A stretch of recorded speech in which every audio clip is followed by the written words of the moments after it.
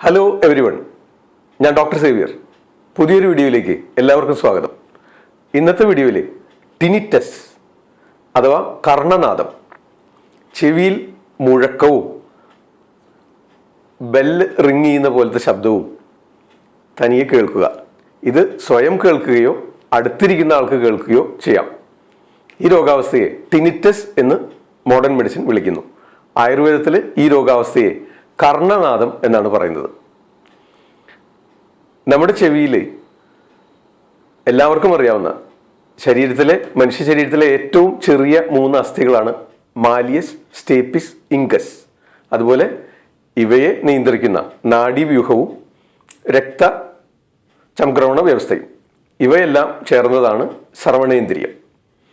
ഈ ശ്രവണേന്ദ്രിയത്തിലുണ്ടാകുന്ന നീർക്കെട്ട്, അതല്ലെങ്കിൽ ഈ പാളികൾക്കിടയിൽ ഉണ്ടാകുന്ന വാക്സ് അമിതമായി അടിഞ്ഞുകൂടുക, അല്ലെങ്കിൽ ഇവയുടെ നാഡികൾക്കുണ്ടാകുന്ന ഡീജനറേറ്റീവ് ചേഞ്ചസ്, ഇത്തരം കാരണങ്ങൾ കൊണ്ടാണ് ഈ രോഗാവസ്ഥ ഉണ്ടാകുന്നത്.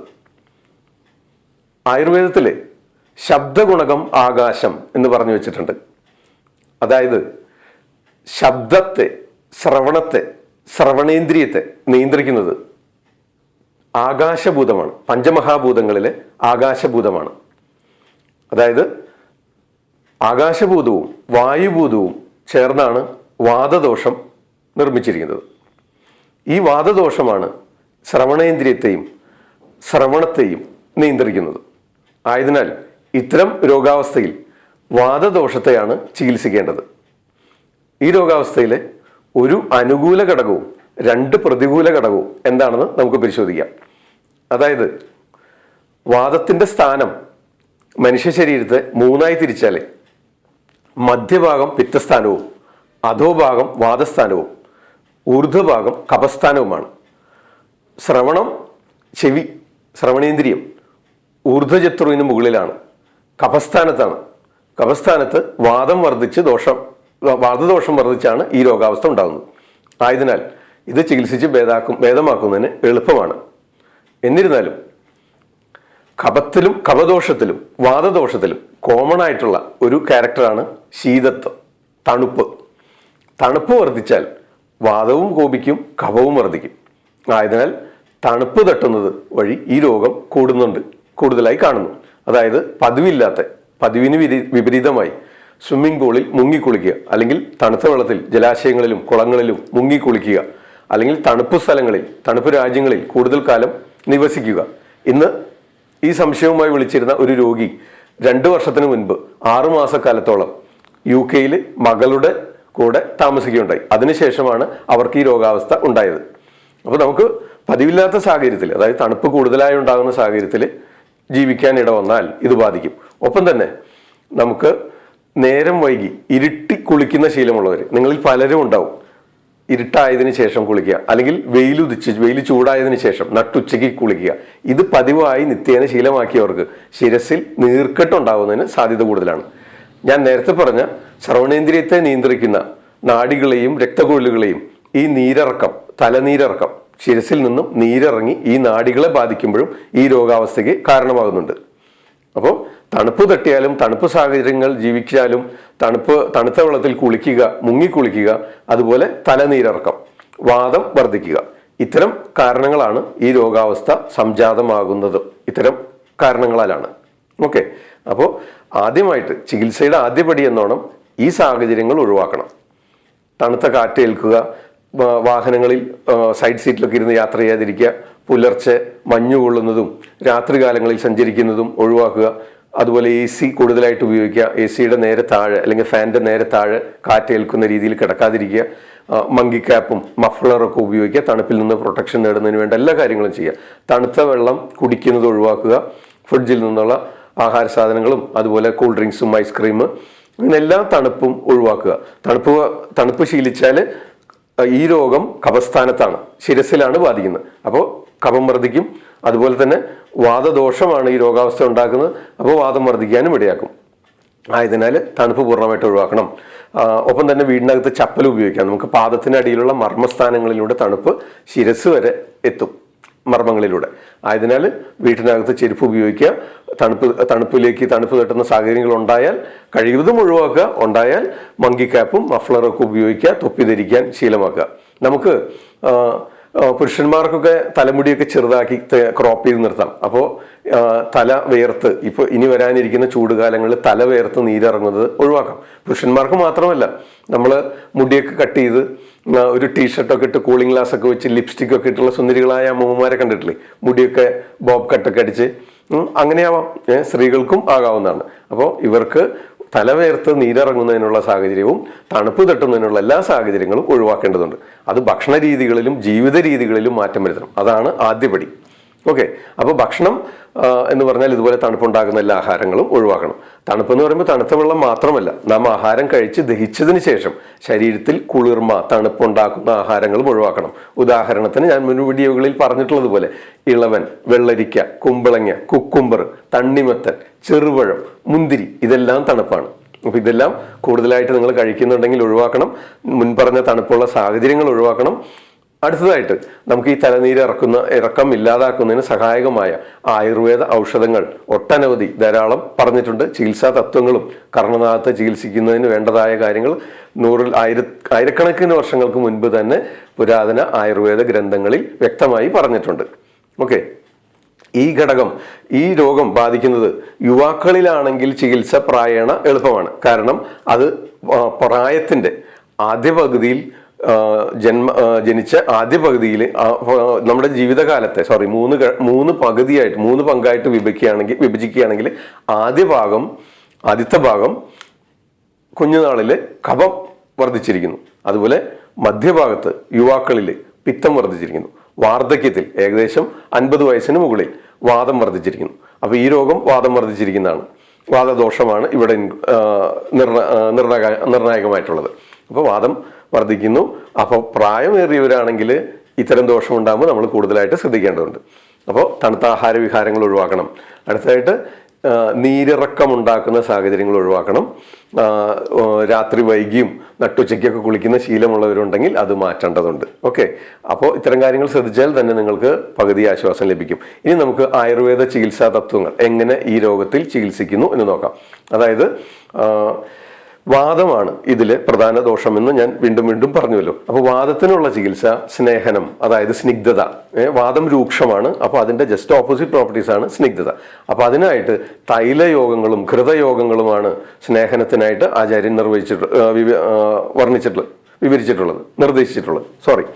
അപ്പോൾ നമുക്ക് തൈലം കൊണ്ടുള്ള നിത്യേന വെയിലാറിയതിനു ശേഷം ഇരുട്ട് വീഴുന്നതിന് മുമ്പായി അനുയോജ്യമായ നിങ്ങളുടെ രോഗാവസ്ഥയ്ക്കും രോഗബലത്തിനും രോഗിയുടെ ദേഹപ്രകൃതിക്കും അനുസരിച്ച് വൈദ്യനിർദ്ദേശപ്രകാരം നിശ്ചയിച്ച തൈലയോഗങ്ങൾ പാത്രഭാഗം ചെയ്ത് വെയിലാറിയതിനു ശേഷം നെറുകയിലിട്ട് ഏകദേശം 20 മിനിറ്റിന് ശേഷം നന്നായി തുടച്ചു കളയുക. ഇത് നിത്യേന ശീലിക്കണം. തലകുളി, അശിരസ്നാനം, ഇത് ഇത്തരം ഊർജ്ജചിത്രവികാരേഷു അശിരസ്നാനം. നമുക്ക് ശിരസിലുണ്ടാകുന്ന രോഗങ്ങളെ ബാധിച്ചാൽ തല കുളിക്കുന്നത് ഒഴിവാക്കണമെന്ന് ശുശ്രുതാചാര്യൻ പ്രത്യേകം പറഞ്ഞിട്ടുണ്ട്. ആയതിനാൽ തലകുളി ആഴ്ചയിൽ 1 or 2 ആയി കുറയ്ക്കാം. മറ്റു ദിവസങ്ങളിലും വെയിലാറിയതിനു ശേഷം നെറുകയിൽ എണ്ണയിട്ട് തുടയ്ക്കുന്നത് ശീലമാക്കാം. അനുയോജ്യമായ തൈലം വൈദ്യനിർദ്ദേശപ്രകാരം സ്വീകരിക്കാം. ഓക്കെ. അപ്പോൾ നിത്യേന വെയിലാറിയ ശേഷം നെറുകയിൽ എണ്ണയിട്ട് 20 മിനിറ്റ് കഴിഞ്ഞാൽ നന്നായി തുടച്ചു കളയാം. ആഴ്ചയിൽ ഒരു ദിവസം തിളപ്പിച്ചാറിയ വെള്ളം വീഴ്ത്തി കുളിക്കുകയും ചെയ്യാം. ഓക്കെ. അത് ശീലമാക്കുക. ഇനി ഒരു തവണ കുളി പോരാ എന്നുള്ളവർക്ക് നിർബന്ധമാണെങ്കിൽ, പ്രത്യേകിച്ച് ഉഷ്ണകാലമൊക്കെയാണ് വരുന്നത്, ഈ സമയത്ത് ആവശ്യമെങ്കിൽ 2 തവണ കുളിക്കാം. അതിൽ കൂടുതൽ തല കുളിക്കരുത്, ഉറപ്പായിട്ടും ഒഴിവാക്കണം ഇത്തരം രോഗാവസ്ഥയുണ്ടെങ്കിൽ. ഇനി ഊർജ്ജചതുർവികാരേഷു, നമുക്ക് ശരീരത്തിൻ്റെ ഊർധ്വഭാഗങ്ങളെ ആശ്രയിച്ചുണ്ടാകുന്ന രോഗങ്ങളിൽ ഭക്ഷണത്തിന് ശേഷമാണ് ഔഷധം നിർദ്ദേശിച്ചിട്ടുള്ളത്. അതുപോലെ ഘൃതയോഗങ്ങളാണ് നിർദ്ദേശിച്ചിട്ടുള്ളത്. അപ്പോൾ ഘൃതസേവകൾ ചെയ്യാവുന്നതാണ്. ഘൃതങ്ങൾ ഉപയോഗിച്ചുള്ള മരുന്നുകൾ, ഔഷധങ്ങൾ ധാരാളമുണ്ട്. അത് രോഗാവസ്ഥയ്ക്ക് അനുസരിച്ച് വൈദ്യൻ നിർദ്ദേശിക്കുന്നതാണ്. തൈലയോഗങ്ങൾ, തൈല ഉപയോഗം സ്നിഗ്ധത വരുത്തുന്നതിനായിട്ട് ശിരസിൽ എണ്ണയിടാം. അതുപോലെ കർണപൂരണം, ചെവിയുടെ പിന്നയിലൊക്കെ നിത്യേന എണ്ണ പുരട്ടുന്നതിനായിട്ട് ആചാര്യന്മാർ പറഞ്ഞിട്ടുണ്ട്. ശിരസ്രവണപാദേഷു വിശേഷേണ തംശീലേ, നിത്യേന ശിരസിലും ശ്രവണങ്ങളിലും പാദങ്ങളിലും തൈലമിടണം എന്ന് പറഞ്ഞിട്ടുണ്ട്. ഇത് വാദത്തിന്റെ സ്ഥാനങ്ങളാണ്. അപ്പോൾ നിർബന്ധമായും നിത്യേന മുടങ്ങാതെ ഈ സ്ഥാനങ്ങളിൽ തൈലം ശീലിക്കേണ്ടതുണ്ട്. അതിനായിട്ട് ഒട്ടനവധി തൈലയോഗങ്ങൾ നിർദ്ദേശിച്ചിട്ടുണ്ട്. വജാതി തൈലം, കർണപൂരണ തൈലം, ഇങ്ങനെ നിങ്ങൾക്ക് അനുയോജ്യമായ തൈലം വൈദ്യൻ നിർദ്ദേശിക്കും. ശിരസിലിടുന്നതിനും തൈലയോഗങ്ങൾ ശുദ്ധവലയും വരണാതി തൈലവും അങ്ങനെ ധാരാളം തൈലയോഗങ്ങളുണ്ട്. ഇത് അനുയോജ്യമായത് ഞാൻ കൂടുതൽ പേരുകൾ പറയുന്നില്ല. നിങ്ങൾ ഒന്നൊന്നായിട്ട് പരീക്ഷിക്കേണ്ട, അതിന് മുതിരണ്ട. വൈദ്യനിർദ്ദേശപ്രകാരം മാത്രം മതി. ഇതൊരു കോംപ്ലിക്കേറ്റഡ് കണ്ടീഷനാണ്. തെറ്റായ രീതിയിൽ പ്രയോഗിച്ചാൽ കൂടുതൽ അഡ്വേഴ്സ് എഫക്റ്റ് ഉണ്ടാകുന്നതിന് സാധ്യതയുണ്ട്. അതുകൊണ്ടാണ് ഞാൻ മരുന്നുകൾക്ക് കൂടുതൽ പ്രാധാന്യം കൊടുക്കാത്തത്. എന്നിരുന്നാലും ആയുർവേദത്തിൽ ഇത് ധാരാളം പറഞ്ഞിട്ടുണ്ടെന്ന് നിങ്ങൾക്ക് മനസ്സിലാവുന്നതിന് വേണ്ടിയിട്ട് പറയുന്നു മാത്രം. അപ്പോൾ നീർക്കെട്ടാണ് ആദ്യം നമുക്കിതിൽ ചികിത്സിക്കേണ്ടത്. ഈ ഞാൻ മേൽപ്പറഞ്ഞ മാലിയസ്, ഇൻകസ്, സ്റ്റേപ്പിസ് അസ്ഥികളും അതുപോലെ ഇയർ ഡ്രം ഇവയെ നിയന്ത്രിക്കുന്ന രക്തക്കുഴലുകളും രക്തധമനികളും നാഡികളും ഇവയിലുണ്ടാകുന്ന നീർക്കെട്ട് കളയണം ആദ്യപടിയായിട്ട്. ഇതിനായിട്ട് നമുക്ക് പുനർനവാദി കഷായം, വരണാദി കഷായം, ദശമൂലകടത്തറയും കഷായം, അമൃതോത്തരം കഷായം, ഇതിൽ അനുയോജ്യമായവ നിങ്ങൾക്ക് തിരഞ്ഞെടുക്കാവുന്നതാണ്. ഇന്ദുകാന്തം കഷായം, ഇതെല്ലാം വൈദ്യൻ നിങ്ങളെ പരിശോധന ശേഷം നിശ്ചയിച്ചുകൊള്ളും. അതുപോലെ തന്നെ ഘൃതസേവയും വാദത്തിനെ ശമിപ്പിക്കുന്നതിനായിട്ട് ഘൃതയോഗങ്ങൾ അനവധി പറഞ്ഞിട്ടുണ്ട്. ഗുൽഗുലതിക്തഘൃതം, വരണാധികൃതം ഇവയെല്ലാം ഉപയോഗിക്കാം. അതുപോലെ നസ്യപ്രയോഗവും ചെയ്യാവുന്നതാണ്. നസ്യം നമുക്ക് ക്ഷീരബല 101, അണുതൈലം എന്നിവ ഉപയോഗിച്ചും നസ്യം ചെയ്യാവുന്നതാണ്. അപ്പോൾ നമുക്ക് തണുപ്പുള്ള സാഹചര്യങ്ങൾ ഒഴിവാക്കണം, തണുത്ത ഭക്ഷണങ്ങൾ ഒഴിവാക്കണം, തണുത്ത ജീവിത രീതികൾ ഒഴിവാക്കണം. ഇതുപോലെ വാദത്തെ ശമിപ്പിക്കുന്ന, കഫത്തെ ശമിപ്പിക്കുന്ന ഔഷധ സേവ കൊണ്ട്, അതായത് കഷായങ്ങൾ കഴിച്ച് ആ നീർക്കെട്ടിനെ കളഞ്ഞതിന് ശേഷം ഇതുപോലെ തൈലപ്രയോഗങ്ങളും ഘൃതയോഗങ്ങൾ കൊണ്ടും പ്രയോഗങ്ങൾ കൊണ്ട് ഈ രോഗത്തെ നിയന്ത്രിച്ച് നിർത്താം. പ്രതികൂല ഘടകങ്ങളുണ്ട്. പ്രായാധിക്യമായവർക്കും പഴക്കമുള്ളവർക്കും മറ്റനവധി രോഗങ്ങളുള്ളവർക്കും ഇത് ചികിത്സിച്ച് ഭേദമാക്കുന്നതിന് സമയമെടുക്കും. ഏറ്റക്കുറച്ചിലുകൾ വരും. എത്ര കാലമെന്ന്, എത്ര ശതമാനമെന്ന് വ്യക്തമായി പറയുക വയ്യ. അത് നിങ്ങളെ ഡോക്ടറെ നേരിട്ട് സമീപിച്ചതിന് ശേഷം നിങ്ങൾക്ക് നിശ്ചയിക്കാവുന്നതാണ്. ഓക്കെ, ഇത് മനസ്സിലായല്ലോ. ഇനി ഞാനൊരു പൊടിക്കൈ കൂടെ പറയുകയാണ്. അതായത് ഒരു ചൈനീസ് ഡോക്ടർ അദ്ദേഹം പറഞ്ഞു തന്നൊരു വിദ്യയാണ്. ഞാൻ നേരിട്ട് പ്രയോഗിച്ചൊന്നും എനിക്ക് അനുഭവമില്ല. അദ്ദേഹം ഞങ്ങൾ ഒരേ സ്ഥാപനത്തിൽ വർക്ക് ചെയ്തിരുന്നു എങ്കിലും ഞങ്ങൾ കോമ്പറ്റീറ്റേഴ്സ് ആയിരുന്നു. അദ്ദേഹം വേറെ ഡിപ്പാർട്ട്മെന്റ്, ചൈനീസ് മെഡിസിൻ, ഞാൻ ആയുർവേദ ഡിപ്പാർട്ട്മെന്റ്. അപ്പോൾ എനിക്കൊരിക്കൽ കഴുത്ത് വല്ലാതെ, ഞാൻ ശരിയായ രീതിയിൽ കിടക്കാതെ വളഞ്ഞു തിരിഞ്ഞൊക്കെ കിടന്നു അറിയാതെ ഉറക്കത്തിൽ AC നല്ലപോലെ ഇട്ടിരുന്നു. അപ്പോൾ നേരം വെളുത്തപ്പോൾ രാവിലെ യോഗ ക്ലാസ് എടുക്കണം. അതിന് വയ്യ, കഴുത്ത് ഇങ്ങനെ ഭയങ്കര തിരിക്കുക വയ്യാത്ത വേദന. ഞാൻ ഗ്രീവാഗ്രഹം അഥവാ നെക്ക് പെയിൻ, അതിനെപ്പറ്റി ഒരു വീഡിയോ ചെയ്തിട്ടുണ്ട്. അതിൻ്റെ ലിങ്ക് ഞാൻ ഇവിടെ ഈ വീഡിയോയിൽ എവിടെയെങ്കിലും ഇടാം. ഇത് പറയുമ്പോൾ തന്നെ ഇടുന്നൊരു വിദ്യ ഉണ്ട്, അതെനിക്ക് വ്യക്തമായിട്ട് അറിയില്ല. ഞാൻ വളരെ അടുത്ത സുഹൃത്തുക്കളോട്, എത്ര ഉപകാരം അങ്ങോട്ട് ചെയ്ത സുഹൃത്തായാലും അത് എങ്ങനെയെന്ന് ചോദിച്ചാൽ ഗൂഗിളിൽ അടിച്ചു നോക്കിക്കോളൂ എന്നാണ് പറയുന്നത്. നിങ്ങൾക്ക് ആർക്കെങ്കിലും അറിയെങ്കിൽ പറഞ്ഞു തരണം. ഞാൻ ലിങ്ക് ഈ വീഡിയോയിൽ ചേർക്കാം. ഓക്കെ, ഗ്രീവാഗ്രഹം നെക്ക് പെയിൻ്റെ വീഡിയോ കൊടുക്കുന്നുണ്ട്. അല്ല, പറഞ്ഞു വന്നത്, അപ്പോൾ ഞാൻ ഈ ചൈനീസ് ഡോക്ടറെ വിളിച്ചുകൊണ്ട് വന്നു എനിക്ക് വേദന കൂടുതലായപ്പോൾ. അപ്പോൾ അദ്ദേഹം ചെയ്ത്, ഞങ്ങൾക്ക് ശത്രുത ഒന്നുമില്ല, പക്ഷെ അദ്ദേഹം നിമിഷ നേരം കൊണ്ട് എൻ്റെ കഴുത്ത് വേദന മാറ്റി തന്നു. അതായത് അക്യുപ്രഷർ തെറാപ്പി അനുസരിച്ച് അദ്ദേഹം കഴുത്തിന് നേരെ നമ്മുടെ നട്ടലിലേക്കും 2 കൈകളിലേക്കും ശക്തിയായി ഇടിച്ചു ഒരു 3 മിനിറ്റ് നേരം. അത് കഴിഞ്ഞ് കഴുത്ത് തിരിക്കാൻ പറഞ്ഞു, കഴുത്ത് തിരിക്കാൻ പറ്റുന്നുണ്ട്. അതാണ് അക്യുപ്രഷർ. ഇത് തന്നെയാണ് മർമ്മ ചികിത്സയും ആയുർവേദത്തിൽ പറയുന്നുണ്ട്. ഓക്കെ, അപ്പോൾ ഈ കർണനാദം എന്ന് പറയുന്ന ടിനിറ്റസ്, ഈ ചെവിയിലുണ്ടാകുന്ന മൂളൽ അല്ലെങ്കിൽ റിങ്ങിങ് നോയ്സ്, ബെല്ലടി കേൾക്കുന്ന പോലെ, നമ്മൾ കാറിൽ ഗ്ലാസ് ഒക്കെ ഇറക്കിയിട്ട് കഴിഞ്ഞാൽ സ്പീഡിൽ ഡ്രൈവ് ചെയ്യുമ്പോൾ ഒരു എന്നൊരു ശബ്ദം കേൾക്കില്ലേ, ഈ അവസ്ഥ ഇത് തുടർച്ചയായിട്ടുണ്ടെങ്കിൽ ആ രോഗിയുടെ അവസ്ഥ ഒന്ന് ആലോചിച്ച് നോക്കിയേ. അപ്പോൾ അതാണ് ഈ രോഗം. അപ്പോൾ ഇതിനെ ചികിത്സിക്കാനായിട്ട് ഇത്തരം ഒരു രോഗിക്ക് അദ്ദേഹം നിർദ്ദേശിക്കുന്ന കണ്ടു, ഈ 2 മർമ്മസ്ഥാനങ്ങൾ ഇവിടെ നമ്മൾ കൂടെ പ്രസ് ചെയ്ത് കൊടുക്കുക. അപ്പം നമ്മുടെ കർമ്മത്തിലുള്ള നീർക്കെട്ട് ഈ ഭാഗത്തേക്ക് വരും. അതാണ് അത്ര അതിൻ്റെ തിയറി.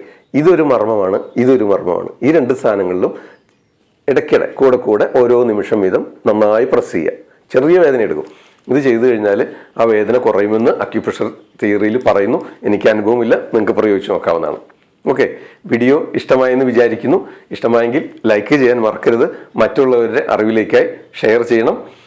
ചാനൽ സബ്സ്ക്രൈബ് ചെയ്യാൻ മറക്കരുത്. സബ്സ്ക്രൈബ് ചെയ്യുമ്പോൾ അടുത്തുള്ള ബെൽ ബട്ടൺ പ്രസ് ചെയ്ത് ഓൾ നോട്ടിഫിക്കേഷൻസ് എനേബിൾ ചെയ്യണം.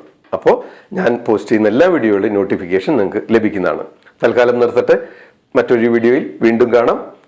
നന്ദി, നമസ്കാരം. ഞാൻ ഡോക്ടർ Xavier, ആദ്യം ആയുർവേദം.